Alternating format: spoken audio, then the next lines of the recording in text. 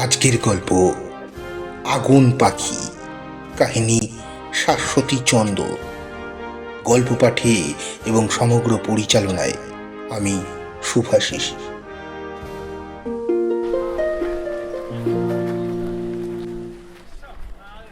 এত শোরগোল করো না তো বাপু। সাহেব রে শান্তি মতো ব্রেকফাস্ট করতে দাও দেখি। সাহেব শুনবেন তঙ্গু কথা। চুপ ময়রা বসে থাকো। দেশি মানুষ বিশু, বলতে গেলে পাড়ারই ছেলে। তবে খোদ সাহেবের ঘরে আটদালির কাজ করতে করতে মেজাজটা বিলিতি হয়ে গিয়েছে। তাই ধমক খেয়ে একটু জড়সড় হয়ে বসলো ম্যাজিস্ট্রেট সাহেবের কাছে আর্জি জানাতে আসা লোকগুলো। নেহাতি সাধারণ মানুষ তারা। চাষি, ছোট মুদিখানার মালিক, তেলি, কুমোর, কামার। সাহেবের সামনে দাঁড়াতে বুক কাঁপে, তবে কিনা গরজ বড় বালাই। তাই সাত সকালে উঠে তারা হাজির হয়েছে দল বেঁধে।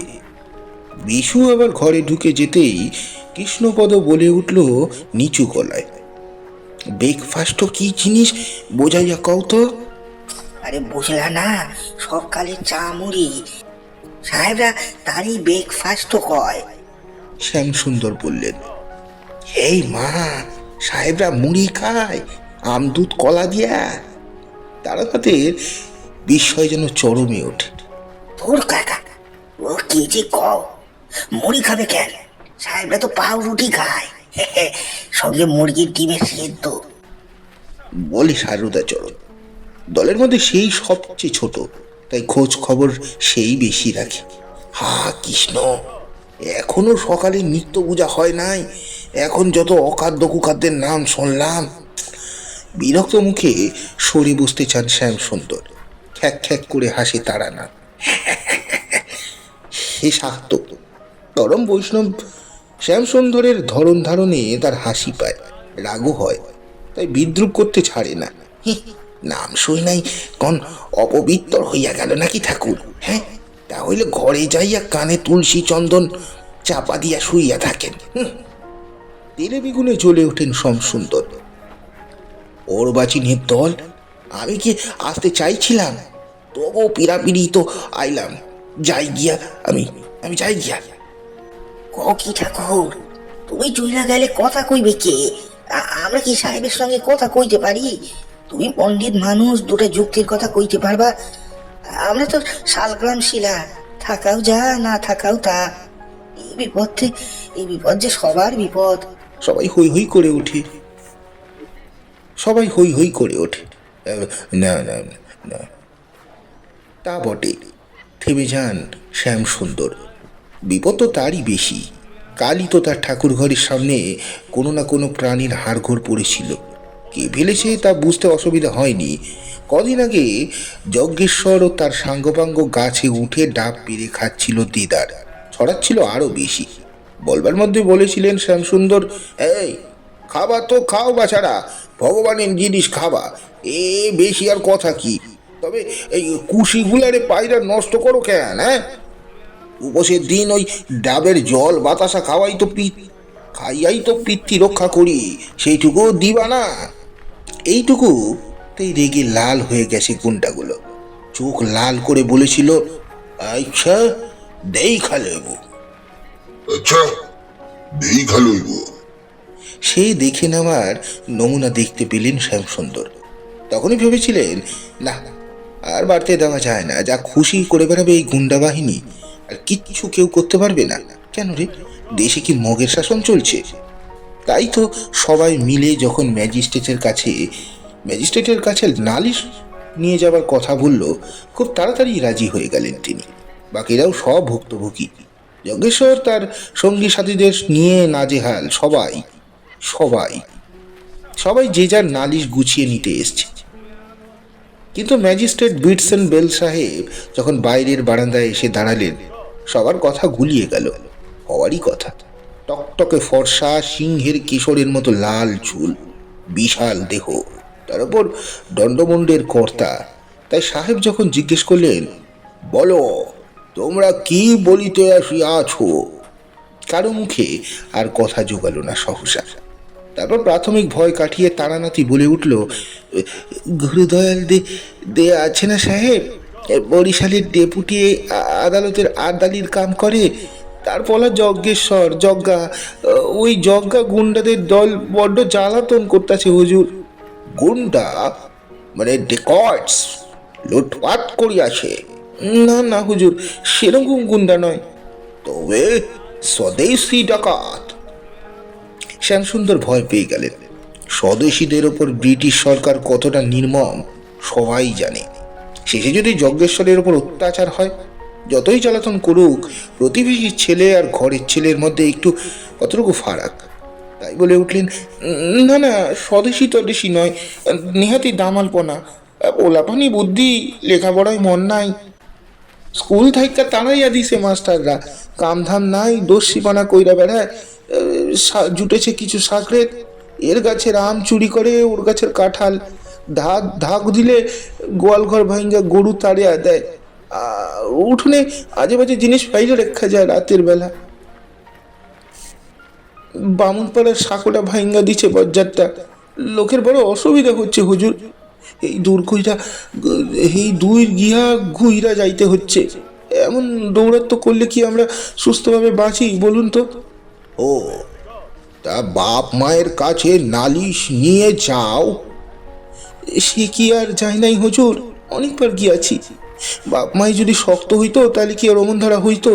শিবটা করে দৌড় ধইরা ছেলে পাইছে, মা বাপ একেবারে মাথায় কইরা রাখে, তাই না ছেলে এমন আদরে আদরে বাদর হইছে।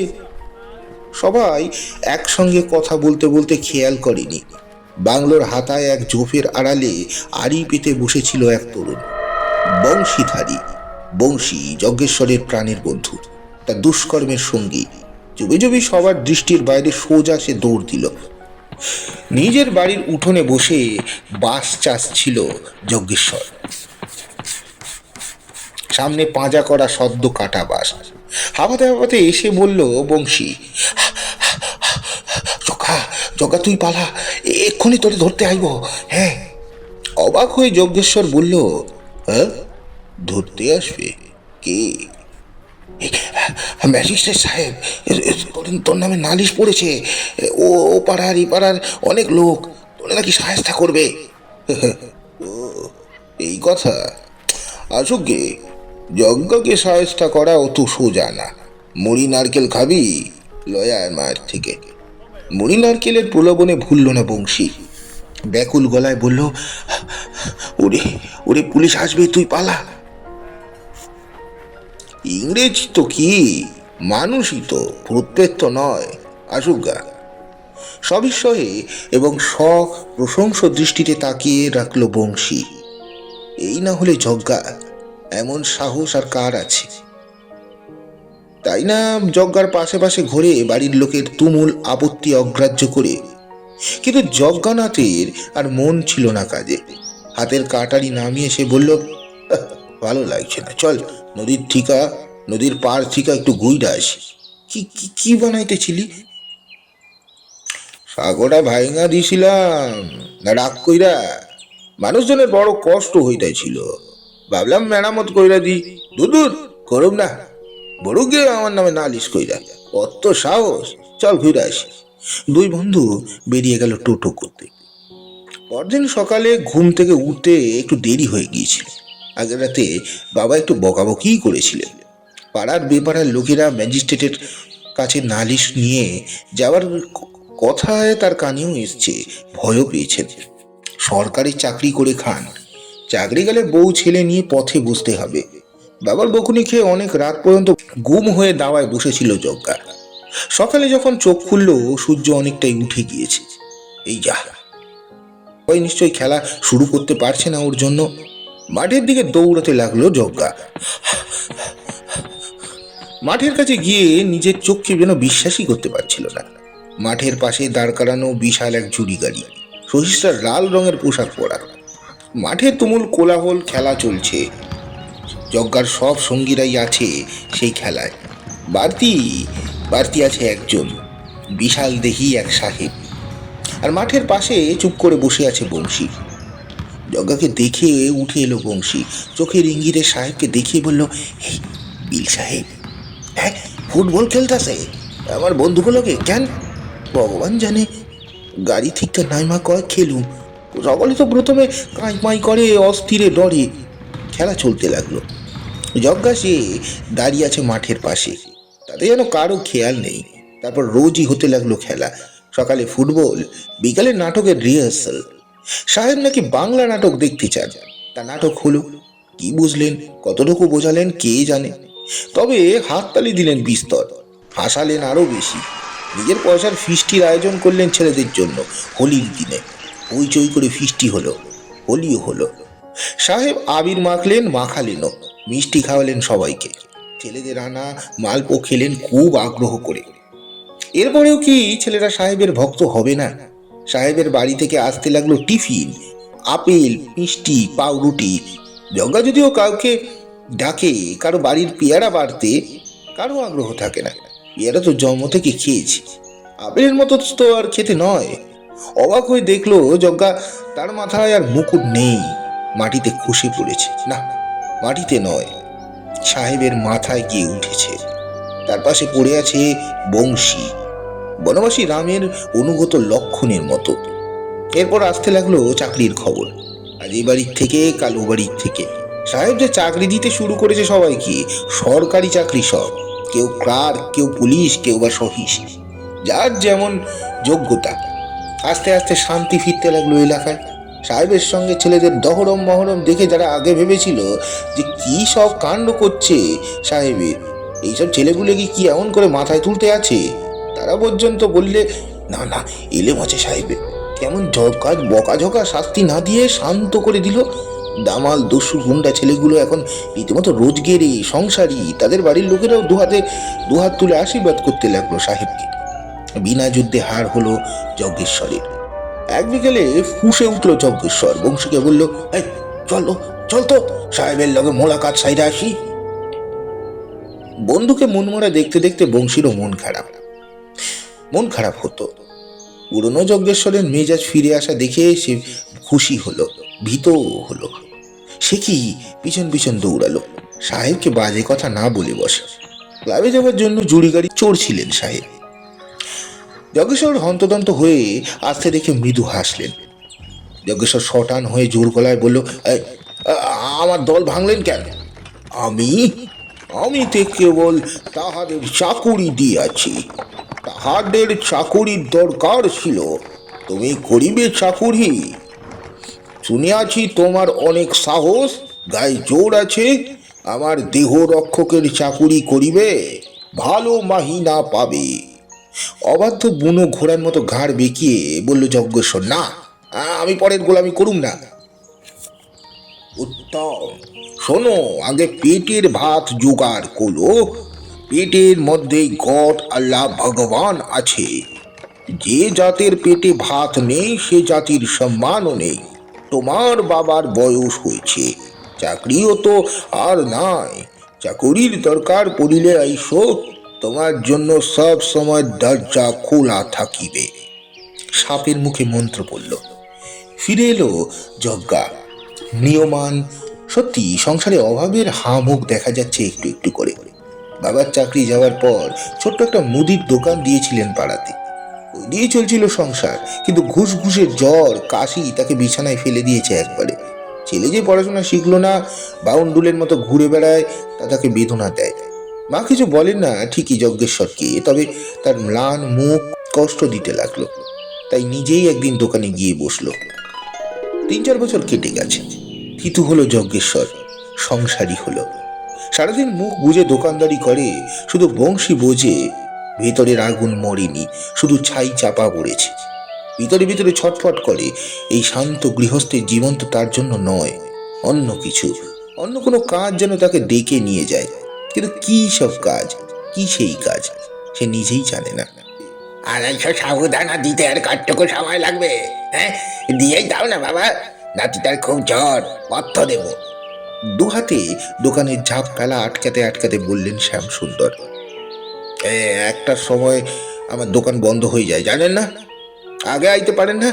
সন্ধ্যে 6টার সময় আইসা লইয়া যাবেন। এখন সাবু টাবু মিলবো না, দুঃখ গলায় বলে ওঠে মুকুন্দ। জানেন তো বাপ মা মরা নাতিটা, এক হাতে ওকে জলপট্টি দিতাছি, কবিরাজ ডাক্তারছি, ওষুধ খাওয়াইতাছি, তার আগে আসতে পারি নাই। তাই বইলা এই সন্ধে পর্যন্ত রোগা ছেলেটা খালি পেটে থাকবো, একটু বিবেচনা করো। এইটাই কি তোমার বিবেচনা? তা তো করুন, অন্য দোকানে যান। এই সময় আমি একটু কৃষ্ণ নাম করি, ওগুলোই তো জানে। কোলের বোল শুনতে পাইছেন না? যান যান, আমার দেরি হইয়া যাইতেছে। এই দুপুরে সূর্য যেন তার রোদের ভান্ডার উপুর করে ঢেলে দিচ্ছে। রাস্তায় একটা কুকুর পর্যন্ত নেই। গাছপালা রোদের তাপে কুঁকড়ে আছে। সেই তল্লাটে আর মুদির দোকান নেই। যেতে হলে সেই টাউনের বাজারে। বুড়ো মানুষ, পা চলে না অত দূর। অসহায় রাগ হলো একটা। কৃষ্ণ নাম করবা? দয়া করে, দয়া করে না যে পাষণ্ড, একটা রোগা ভোগা বাচ্চার জন্য মায়া নাই? এই যে কুলাঙ্গারের, তার কৃষ্ণ নাম কি? কে কৃষ্ণ নাম? হ্যাঁ, তার কি কৃষ্ণ নাম? তিনি এই কৃষ্ণ কি শুনবেন? না না, এত সোজা না কি ঈশ্বরের নাম গান। মানুষের ভালোবাসতে না পারলা হে, ভগবানকে ভালোবাসবা কি কইরা? আগে তো জীব সেবা, তবে না শিব সেবা। যত সব ভণ্ডামি। রাগ হলো মুকুন্দের, অবৈষ্ণব জনিত রাগ। তুলসীর কণ্ঠি পড়া মুকুন্দের ভিতর থেকে বেরিয়ে আসতে চায় যজ্ঞেশ্বর। যজ্ঞেশ্বর গুন্ডা দড়াম করে ঝাঁপ ফেলে দেয় দোকানের ভিতরে। ঘরে ঢুকে রোজগারের মতো আসর সাজিয়ে বসে তার সঙ্গী সাথীরা। খোল কর্তাল নিয়ে নিত্যানন্দ খোলে বোল তুলেছে। মুকুন্দকে দেখে মৃদু অনুযোগের সুরে বলল, বিষয় কর্ম নিয়ে মাইতা থাকলে চলবো, প্রভুর নামে তো সময় বইয়া যায়। না ধরো। বলে গলায় সুর তোলে। কৃষ্ণ নাম বড়ই মধুর, জেলায় সে বড়ই চতুর। আমার এই কৃষ্ণ নামের মহিমা, সদাশিব আছে তার নিশানা। এই গানটি মুকুন্দের লেখা প্রথম গান। তারপর সে কতই গান লিখে গেছে। সেসব গান লোকে আগ্রহ করে শুনেছে। কীর্তনের দল নিয়ে দূর দূর প্রান্তে গিয়েছে। লোকে ভালোবাসে তার কীর্তন শোনে। ডাক আসে বিভিন্ন আসরে। ভালো লাগে মুকুন্দের। আর মন প্রাণ ঢেলে দেয় নতুন গান রচনায়, কৃষ্ণের নাম গানে। মুদির দোকান চালাতে হয়, তাই চালায়, পরিবারের মুখে অন্ন যোগানের দায়িত্ব পালন করবার জন্য। কিন্তু মন নেই তার দোকানিতে। মন পড়ে আছে দুপুরের ওই সময়টুকুর জন্য। এই সময়টুকু কারো দখলদারি তার ভালো লাগে না। কিন্তু আজ যেন ঠিক মন নেই মুকুন্দের নাম গানে। সঙ্গীরা দেখলো কি যেন ভাবছে মুকুন্দ আনমনে। তারপর হঠাৎ হঠাৎ সঙ্গীদের নাম গান চালিয়ে যেতে বলে উঠে পড়ল নিজে। দোকানের ভিতরে গেল, কাগজের ঠোঙায় ঢেলে নিল সাবু। কি মনে হতে ফিরে এসে গুড় ঢেলে নিল একটা ঠোঙায়। তারপর রোদে সেকা রাস্তায় বেরিয়ে পড়ল দ্রুত পায়ে। সঙ্গীদের অবাক মুখের দিকে তাকিয়ে দেখলও না। রান্নাঘরে খুটখুট আওয়াজ উঠেছে। বিড়াল নাকি? সতর্ক হলেন শ্যামসুন্দর। কিছু দুধ গরম করে নাতিকে খাইয়েছেন, বাকিটা ঢাকা দেওয়া আছে। সন্ধ্যার পর দোকান খুললে সাবু এনে দুধে জাল দিয়ে খাওয়াবেন। এখন দুধটাও যদি বিড়ালে মুখ দিয়ে নষ্ট করে বিপদে পড়ে যাবেন। উঠলেন তাই লাঠি নিয়ে। রান্নাঘরের কাছে এসে চমকে উঠলেন। কি মুকুন্দ? উনুনে কাঠকুটো গুজে দিয়ে কি করছে? শ্যামসুন্দরের সাড়া পেয়ে যেন কিছুই হয়নি এমন গলায় বলল মুকুন্দ, প্রায় হইয়া গেছে, খাড়ান, সবটা একবারে দিবেন না, পেটে সইব না, বারে বারে একটু একটু কইরা খাওয়ান। ফুটন্ত দুধ সাবুর পাত্রের দিকে তাকিয়ে চোখ দুটো ভিজে এলো শ্যামসুন্দরের। বেলা পড়ে এসছে। একটু একটু করে রোদ ভরা দুপুরের দখল নিচ্ছে মায়াবী বিকেল। হালকা শরীর জুড়ানো হাওয়া বইছে। বট গাছের তলার বেদিতে আনমনা বসে আছে মুকুন্দ। মন অস্থির, তবে কি অন্যরকম কিছু করার ছিল? অন্যরকম জীবন হতে পারত। দোকান নিয়েই তো মেতেছিল বেশ কয়েক বছর। সংসারী হলো, তখন বড় ব্যবসায়ী হবার স্বপ্ন দেখত। বিশাল দোকান হবে, অনেক জিনিস হবে। তারপর কি যে হয়ে গেল। বাবার শ্রাদ্ধের দিন মায়ের কথায় বাড়ির উঠোনে কীর্তনের আসর বসিয়েছিল। কীর্তনের সুর কানে ঢুকে একটা তোলপাড় করে দিয়েছিল তার মনে। মনে পড়ে গিয়েছিল ছোটবেলার কীর্তন গাইতো মায়ের শ্যামসুন্দরের মূর্তির সামনে বসে। ঘোর লেগে গিয়েছিল তার। অবধূত রামানন্দের সঙ্গে দেখা হওয়া, তার কাছে দীক্ষা নেওয়া তো তার পরের ঘটনা। নতুন জন্ম হলো যজ্ঞেশ্বরের, নতুন নাম পেল। রামানন্দ তার নাম দিলেন মুকুন্দ দাস। গুন্ডা যজ্ঞেশ্বরের ভিতর থেকে বের হয়ে এসেছে কৃষ্ণ ভক্ত মুকুন্দ দাস, যেভাবে ডিম ভেঙে বেরিয়ে আসে পাখির ছানা। এমন সময় ফটাস করে আওয়াজ হলো ছাতা বন্ধ করার। সবিস্ময়ে উঠে দাঁড়ালো মুকুন্দ। মাস্টার মশাই অশ্বিনী কুমার দত্ত, বরিশালের বিখ্যাত কংগ্রেস নেতা, বসলেন বেদিতে। পাশে মুকুন্দকে বসতে ইঙ্গিত করে বললেন, তোকেই খুঁজছিলাম রে। তারপর গান বাজনা তাহলে ভালোই চলছে?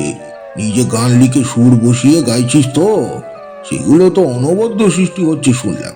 কি যে কন মাস্টার মশাই, গান লিখনের বিদ্যে আমার কি আছে? এই একটু ঠাকুরের নাম লই, যা মনে আসে সুরে সুরে কবার চেষ্টা করি। বন্ধুরা আসে, সঙ্গত দেয়, মনটা একটু শুদ্ধ হয়, এই আর কি। মাস্টার মশাই বললেন, না না, তা বললে হবে? গুন্ডা যজ্ঞা এখন হরি নাম করতে করতে বাহ্য জ্ঞান হারিয়ে ফেলে। চারিদিকে জয় জয়কার তোর নামে। আপনি তো দেশের কাজ লইয়াই মাইতা আছেন। মিটিং মিছিল ঠাকুরের নাম গানে কি মন দেন আপনি? আগ্রহ আছে? অবাক গলায় বলে মুকুন্দ। মাস্টার মশাই বলেন, না, ঠাকুরের আগ্রহ নেই, তোর ওপর আগ্রহ আছে। তোর ভিতর আগুনটাকে আমি চাই, তোকে চাই। আমারই আমারই আপনার কোন কামে লাগবো? হ্যাঁ, আমি আপনার কোন কামে লাগবো? ওই স্বদেশী তদেশী কিন্তু আমার হইব না, আগেই কইয়া দিলাম। ওইসব হুজ্জুদে আমি আর নাই। মাস্টার মশাই বললেন, আরে না না, স্বদেশী করতে হবে না তোকে, তার জন্য অন্য লোক আছে। তুই শুধু গান গাইবি আমাদের জন্য, আমাদের হয়ে। গান? কৃষ্ণ গান? না, মায়ের গান। শ্যামা শ্যামা মায়ের গান তো, ও আমার তোলা আছে, শুনবেন? না না, শ্যামা মায়ের গান না, দেশমাতৃকার গান। বলে দেশমাতৃকাই তো আমাদের সত্যিকারের মা। তুই কি বঙ্কিমচন্দ্রের বন্দে মাতরম গান শুনিসনি? মুকুন্দ মাথা নাড়ে, শুনেছি। পারবি না? পারবি না ওইরকম গান বাঁধতে? গান গেয়ে জাতির ঘুম ভাঙাতে? তোর মধ্যে যে মানুষ মাতিয়ে তোলার ক্ষমতা আছে, জাগিয়ে তোলার গুণ আছে, এই গুণ কাজে লাগা। দেশের মানুষকে পরাধীনের শিকল ছেঁড়ার গান শোনা, বিদেশি শাসককে দূর করে দেওয়ার জন্য উদ্বুদ্ধ কর। ওরে পাগলা, দেশের চেয়ে বড় ঠাকুর নেই, দেশ সেবার চেয়ে বড় পূজা নেই। পারবি না? ফিরিয়ে দিবি আমাকে। আমার মনে আছে যখন তুই ছাত্র, ব্রজমোহন স্কুলের ছাত্র, শারদোৎসব অনুষ্ঠানে মনমোহন চক্রবর্তীর লেখা গান গেয়েছিলি তুই, দেশাত্মবোধক গান। ঘোরের মধ্যে ঢুকে যায় মুকুন্দ দাস। একটু একটু করে গলায় ফিরে আসতে থাকে বেশ কয়েক বছর আগে তার গাওয়া গান। মরে থেকে ভাই কাজ কি আছে, লাগুক জীবন দেশের কাজে। মরণ দিয়ে জীবন পাবে, হোক জীবন সফল, চল রে চল রে চল। কেমন যেন অদ্ভুত লাগে মুকুন্দের। জীবন তো নয়, যেন নদী, বারবার বাঁক নেয়। থিতু হতে গেলেই কোথা থেকে ছুটে আসে স্রোত, বয়ে যেতে হয় নতুন খাতে। মুকুন্দের দ্বিধা বোঝে অশ্বিনী কুমার দত্ত। বলেন, রে পারলে তুই পারবি, গণ জাগরণ ঘটাতে পারবি, পারে একজন চারণ কবি। তুই হতে পারিস সেই চারণ কবি। দেশ তোকে ডাকছে, তুই কি সাড়া দিবি না? চোখ মুদে আসে মুকুন্দের। না, মাস্টার মশাই বলছেন বলেই নয়, বুকের ভিতর কোথাও একটা বাঁধ ভাঙা জলের আওয়াজ শুনতে পাচ্ছে সে। তবে কি এই পথ, এই সেই জীবন যাকে হাতড়ে বেরিয়েছে এতগুলো দিন, সমস্ত ছটফটানি কি তবে এই দায়িত্ব খুঁজে পাওয়ার জন্য? বহুদিন পর বরিশালে ফিরছে বংশী। সে এখন পুরোদস্তুর ভদ্রলোক। একদিন যজ্ঞার প্রভাব থেকে দূরে সরানোর জন্য কলকাতায় কাকার বাড়ি পাঠিয়ে দেওয়া হয়েছিল তাকে। সেখানে বিয়ে হয়েছে। শ্বশুরের সম্পত্তি পেয়ে জাঁকিয়ে বসেছে, ফেরা হয়নি আর দেশে। এবার ভাইজির বিয়েতে এসছে। আর বরিশালে এসে যজ্ঞার কথাই প্রথম মনে পড়েছে। যজ্ঞা নয়, মুকুন্দ দাস, চারণ কবি মুকুন্দ দাস, মাটির মায়ের দামাল সন্তান। কতদিন পর দেখা হলো দুই বন্ধুতে, ধরতে গেলে জীবন পার করে। তবু মনে হলো সময় যেন এক জায়গাতে দাঁড়িয়ে আছে, বয়স হয়েছে মুকুন্দ দাসের, আর্থিক অবস্থাও খারাপ হয়েছে, সাংসারিক অবস্থাও। 3 বছরের সশ্রম কারাদণ্ড ভোগ করতে হয়েছে স্বদেশ প্রেমের বাণী ছড়ানোর অপরাধে। সেই সময় তার স্ত্রী অনাহারে ভুগে ভুগে পৃথিবী ছেড়ে চলে গিয়েছে, রেখে গিয়েছে ছোট ছোট ছেলে মেয়ে। তবু যখন বংশী বলল তার গান গেয়ে গেয়ে কলকাতার রাস্তায় মিছিল হয়, বিশেষ করে ছেড়ে দে কাঁচের চুড়ি বঙ্গনারী, কবু হাতে আর পেরো না, এই কতটা জনপ্রিয়, অনাবিল হেসে ওঠে মুকুন্দ দাস। দাবায় মাদুর পেতে বসে কত না সুখ দুঃখের গল্প হলো দুই বন্ধুর। নিজের হাতে চা করে আনলো। চিনি বারণ তো, গুড়ের চা খেতে হবে কিন্তু। দুঃখ কোনখানে জানিস? গ্রেপ্তার হওয়ার পর বরিশালের কোনো উকিল সালিশি করতে আসেনি আমার জন্য। আরে মনে আছে সেই সাঁকো বানাচ্ছিলাম, যখন শুনলাম লোকজন আমার নামে বিল সাহেবের কাছে নালিশ ঠুকেছে, সাঁকো আর বানাইনি। বংশী হাসে। বিল সাহেবের কথা মনে আছে তোর? বিল সাহেবের কথা মনে আছে তোর?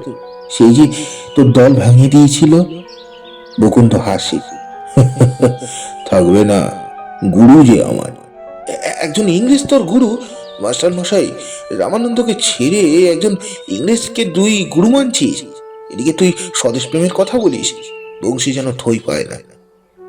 আঘাত দিয়ে যে পথ চলতে শেখায় সেই তো গুরু। আর গুরুর কি জাত হয়? বিল সাহেবই তো শিখিয়েছিল আগে পেটের ভাতের জোগাড় করো। সেই জাতের পেটে, যে জাতের পেটে ভাত নেই সেই জাতের সম্মান নেই। মুদির দোকানটা গিয়েছে জানিস আমার জামিন দিতে, তাতে কি আবার দোকান করব, হার মানবো না। মুগ্ধ চোখে মুকুন্দ দাসকে দেখতে দেখতে বংশী বলল, কখনো মনে হয় তুই সেই একই আছিস রে। কখনো কখনো মনে হয় তুই আজ এক অন্য লোক। তোর কথাবার্তার ধরন ধারণই বদলে গিয়েছে। একটা নতুন গান বেরিয়েছি, শুনবি? আবার গান গাইতে গাইতে রাস্তায় বেরিয়ে পড়বো, সাঁকড়ে ধরি নাকি আমার? তবে কিন্তু সব ছেড়ে আসতে হবে। উঠে দাঁড়িয়ে উদ্যত্ত গলায় গাইতে লাগলো মুকুন্দ। সকল কাজের মিলবে সময়, আগে দুটো ভাতের জোগাড় কর, তোরা পেটের জোগাড় কর, মনির গোড়ায় ছাই ফেলে আজ কোষে লাঙল ধর। সকল কাজের মিলবে সময়, আগে দুটো ভাতের জোগাড় কর। সন্ধে ঘনিয়ে আসছে, রাঙা আলো ছড়িয়ে পড়ছে উঠোনে।